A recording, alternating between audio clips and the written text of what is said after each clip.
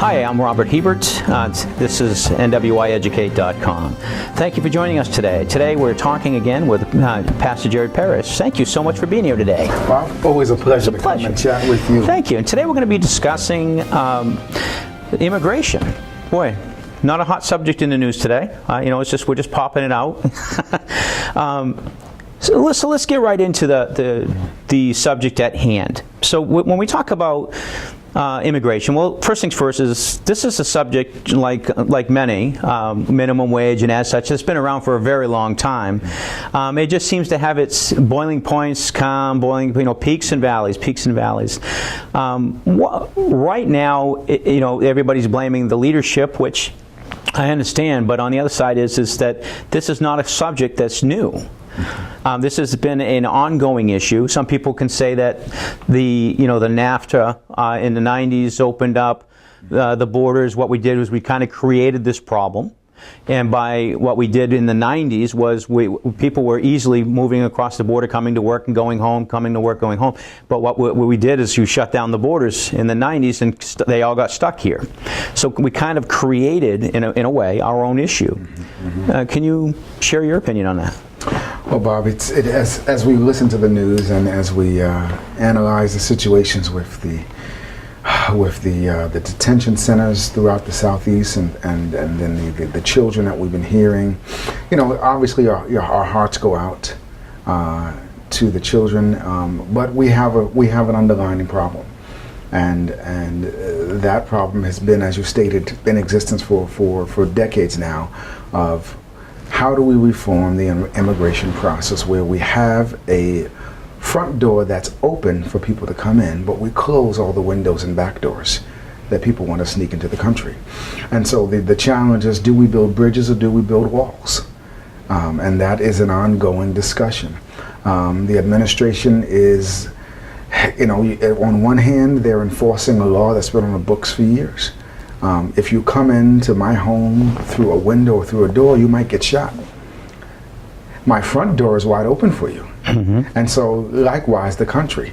The front door of our country needs to be wide open, which means we need to have a legitimate, simplified path for immigrants who want to come to this country to assimilate and get acclimated into American culture, American life.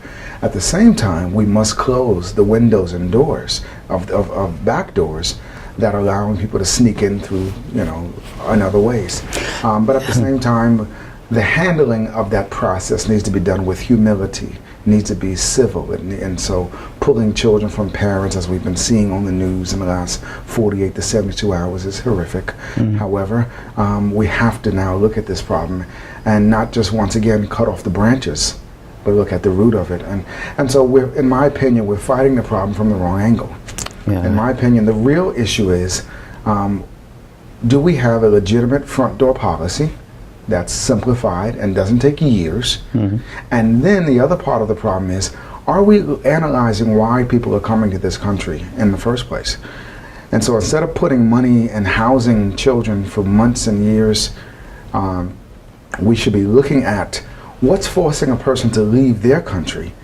And can we have a better dialogue with that country to say, hey, I can help your grass get green, so that way you're not looking at my grass and wanting to come over here all the time. Sure. So do we have a relationship with Guatemala? Do we have a relationship with these second and third world countries to enhance the quality of life over there so that their people can say, you know what, we don't need to leave because I can make a living here. I can provide a quality of living for my family here. And so the U.S. should be fighting the problem from that standpoint of saying, hey, let's work with these governments to understand what's driving their people to leave and come over here. Is it because of violence? Is it because of economic development? What's the root cause of them sending their people, allowing their people to come over here? That makes so much sense, but see, that's almost too rational, because you and I can follow that pathing, so it's already automatically ruled out by government. But the problem, that I'm seeing, and the kind of thing that hurts people like me, is that we're viewing innocent people, as enemy. They are an enemy. The vast majority are good people just trying to change their dynamic, trying to change the situation, and we're putting a label and a few small few. There's always bad apples in every and we're labeling the majority, everybody, into one group when really you might have 20 criminals out of every 1,000 or 10,000, and it's really no different than any other population. We're all immigrants, you know, and to view them as enemies, we should be welcoming them, like you said, simplifying a process, welcoming them with open arms, but having a process by which it tries to weed out the bad apples, so to speak, because we do have bad apples in every aspect, every walk of life. But to label everyone as an enemy or anyone as a threat is, to me, is oversimplifying it too much. You know, like you said, we need to look at the root causes, but understanding America is the melting pot. What makes us great is we are so diverse that we can look at problems from so many different perspectives. But it seems as though we're trying to close that avenue. We're trying to put the lid on that pot, and that's a dangerous thing to do. It is, and so past administrations have allowed immigrants to come into the United States, and they did not separate them. In other words, they did not allow the criminality of their act. And so typically when they came into the country, they were not processed as criminals. They were processed under the asylum law, which allowed them to come to the country, and they were given a court date as the U.S. vetted that asylum request. The problem is many of them did not show up for that court date, so they stayed in the country. Well, Donald Trump and the Trump administration says we're not going to do that because out of every 100, if only 4 come back, that there's a problem. You're coming into the country now through a side door. And so he says, well, let's process them as criminals because they're illegal immigrants, which means there's a crime that was committed, and we can process them as criminals. So if we get arrested for whatever, any other situation in the United States, we're processed as a criminal, which means they separate us. I go in one room, you go in another. The children are going in one room, the parents are going in another. That's what is now happening in these current situations. And what the Trump administration is refusing to do is they're refusing to process them as under the asylum law, which means set them free in the country and come back at a court date, which the majority of them do not return. And so herein lies the problem now, what we've seen in the last 72 hours, without the radar and the microscope is now being magnified of this problem. And so what we've got to do is we have to now say, okay, the humane thing is not to separate these children from their families because of the psychological and mental distress that causes to these children. And if we're going to allow them in the country, now you're allowing children to come that have a psychological trauma of being pulled from a family unit. That is one of the most harsh things that happened even with the African diaspora and the slave trade, was separating families and the ripple effect that has had on that demographics of people. And so once again, finding a simplified method to bring immigrants and families into the United States and allow a process that does not take years is the root of the issue, and we have to find a way to do that. And with the people, we're always jumping to reaction. We're always jumping. We're not really pondering what we should do to respond. We're actually reacting with emotion, which this is not this problem with immigration is, again, as we stated, is not a common. It's not a new issue. But we have like problems here within the United States. We have people that are convicted of a crime. They're pulled and separated from their family. Children sometimes are having to be sent to foster care or state care or what have you. This happens hundreds of thousands of times in the United States every year, but you don't see anybody petitioning or raising any flags of, but this happens on a smaller scale. Well, it's still large, but it's in proportion a smaller scale. All of a sudden, it's a human rights issue, when really what we need to do is, as you stated, is take a look at the situation, put some intellectuals here, and start really putting together a plan that makes sense and simplified. You've got 2 options. Really, it is. If we break it down to its most common denominator, there's 2 options.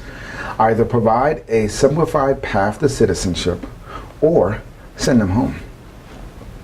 Amen. You got 2 options.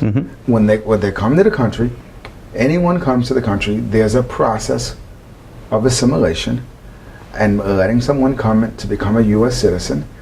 Simplify that process or send them home. Why are we housing people on our tax dollars for months and for years, feeding them 3 meals a day, providing air conditioning? Either allow them a simplified process. Now, while that process is unfolding, send them home. Send them home. See, that's too logical. Yeah, I understand. But That just makes too much sense. It makes too much sense. It's easier for us to have the tax burden of letting them stay in detention centers, caged up That's like right. animals. That's right. That makes more sense, apparently. Oh, of course, yeah, and that's what I'm kind of getting at. Yeah. See, the things that you're presenting are logical solutions, or even temporary guides or bridges to a solution that make logical sense, that are humane. Send them home and let them wait there while we are processing and vetting and doing everything. Why leave them here? That's right. Why are we burdening the cost? It's kind of like when we imprison somebody in the United States for whatever crime, whether we have to start looking at those things as well. I mean, for a drug offense, you got 5 years. It costs $30,000 on average per year per inmate. That's without any special needs or anything else. Because the problem is now These costs are crazy. The humanitarian side says, listen, some are being persecuted, but if everyone cries asylum, everyone cries wolf. You don't know which wolf is real and which wolf is fictitious, and so that vetting process now it becomes a tremendous task. How do I vet? Who's got the red cape? Yeah, how do I vet who really wants asylum or who's just found a loophole to come through the asylum That's right. doorway?